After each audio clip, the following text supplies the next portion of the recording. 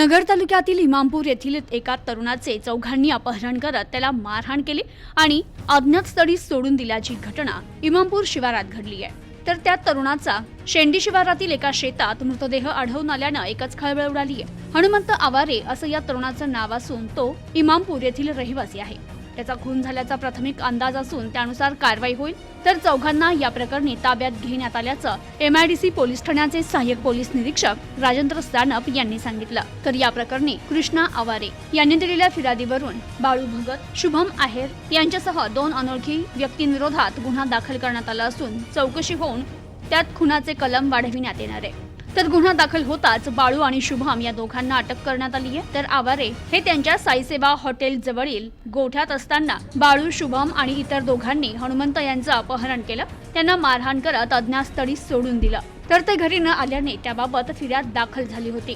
Bureau report, news today 24, Ahmednagar.